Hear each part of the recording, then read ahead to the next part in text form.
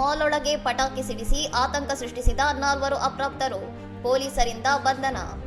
ಉತ್ತರ ಪ್ರದೇಶದ ಆಗ್ರಾದ ಎಸ್ಆರ್ಕೆ ಮಾಲ್ನಲ್ಲಿ ತಡರಾತ್ರಿ ಪಟಾಕಿ ಸಿಡಿಸಿ ಸಾರ್ವಜನಿಕರಲ್ಲಿ ಭೀತಿ ಮೂಡಿಸಿದ 4 ಅಪ್ರಾಪ್ತ ವಯಸ್ಕರನ್ನು ಪೊಲೀಸರು ವಶಕ್ಕೆ ಪಡೆದಿದ್ದಾರೆ.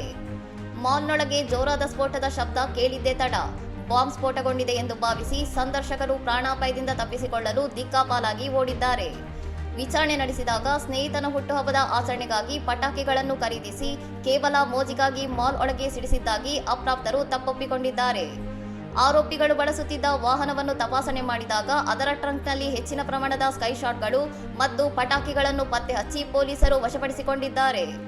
ಮಾಲ್ನಲ್ಲಿದ್ದ ಸಿಸಿಟಿವಿ ದೃಶ್ಯಾವಳಿಗಳನ್ನು ಪರಿಶೀಲಿಸಿದ ಪೊಲೀಸರು ಘಟನೆಯಲ್ಲಿ ಭಾಗಿಯಾದ 3 ಬಾಲಕರು ಮತ್ತು ಓರ್ವ ಬಾಲಕಿಯನ್ನು ಪತ್ತೆ ಹಚ್ಚಿ ಅವರ ಪೋಷಕರಿಗೆ ಒಪ್ಪಿಸಿದ್ದಾರೆ.